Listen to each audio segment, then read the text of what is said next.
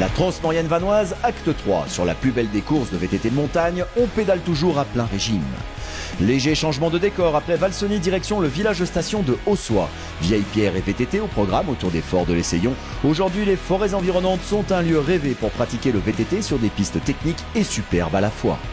Troisième étape sur 5, c'est mercredi, c'est cross-country. Une journée dédiée aux amateurs éclairés et aux élites via les parcours EDF e-Race, les 6000 et 9000. Une discipline qui a le vent en poupe, des boucles qui se répètent et se méritent. Séance explication.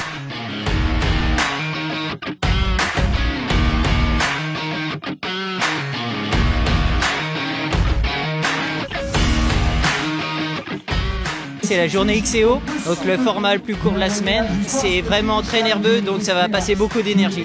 Donc je pense que ça va être une étape comme les autres, on va être à bloc et on verra bien ce qui se passera. On roule avec les plus grands noms et c'est très important, ça nous fait progresser. Nombre de pratiquants se tournent vers le cross-country, des formats plus courts et explosifs que les tracés habituels.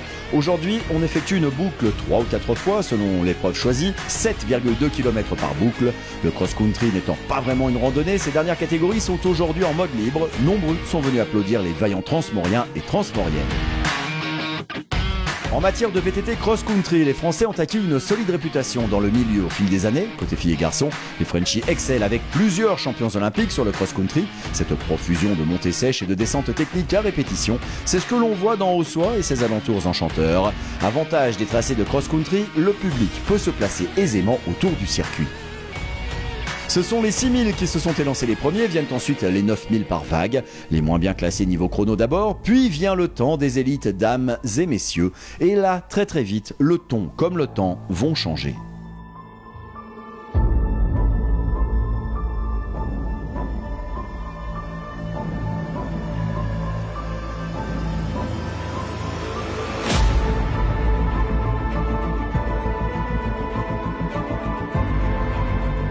Les meilleures filles de la Transmaurienne 2020 sont en piste. Eva Lechner est à la fois une coureuse expérimentée que toutes craignent et à la fois la meneuse des 9000 élites filles.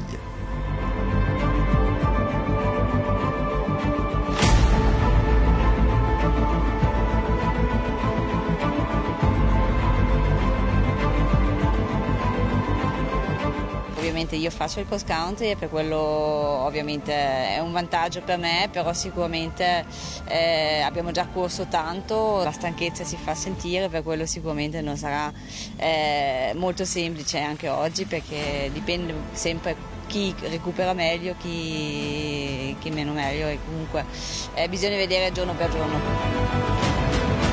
Sur les deux premières étapes, elle a pris le large au classement général. Elle pourrait être tentée de se ménager pour assurer, mais ce n'est pas le tempérament de cette experte de 35 ans. D'entrée de jeu, elle appuie sur les pédales et va bien faire comprendre que la reine, ici, c'est elle.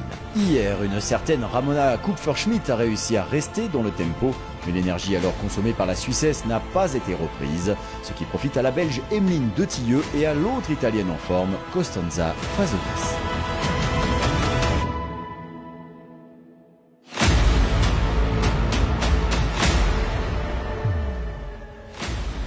On prend les mecs et on recommence. Les 9000 s'alignent dans des conditions météo pas tibulaires mais presque. Je suis plus un spécialiste de cross-country, donc normalement ça devrait mieux me convenir. Après il reste quand même ce qu'on a fait hier et avant-hier dans les jambes, donc on va voir comment le corps répond et comment les adversaires répondent aussi à la course d'aujourd'hui, mais ouais, un peu plus énergique que je pense que les courses précédentes. C'est parti, il y a un top 5 homme qui fait rêver. Le Colombien Leonardo Paez mène au général, mais reste sous la menace du Suisse Lucas Flukiger, le champion en titre ici, ou du Britannique Thomas Pidcock et autres Tony Longo. Mais Joshua Dubois roule à la maison devant son public, dans une discipline qu'il affectionne. Autant de facteurs qui vont lui donner la force de prendre le lead. Reste maintenant à imposer son style et tenir.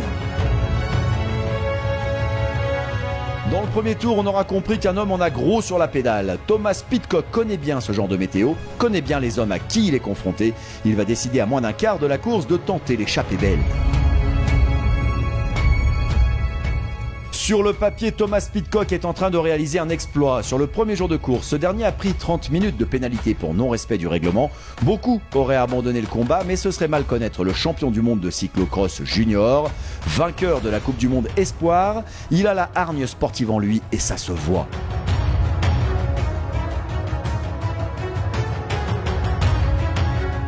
On se rapproche et finalement c'est fait. Victoire d'étape pour Thomas Pidcock. Lukas Flukiger, lui, tente de garder un chrono honorable en terminant second. 3e place pour le Colombien Leonardo Paez. Le Français Joshua Dubos passe la ligne en 4e, de loin le premier Français de la Transmo. This is a stage that suits me, I think. You know, short, fast, shorter climbs, more like a cyclocross. La 4e étape sur 5 de la 32e Transmaurienne, c'est demain. La Transmo reste par là, la chaîne d'efforts de l'Essayon, le monolithe, les lacs, tout. Vous saurez tout sur la Haute-Maurienne vanoise lors de l'avant-dernière étape qui arrive.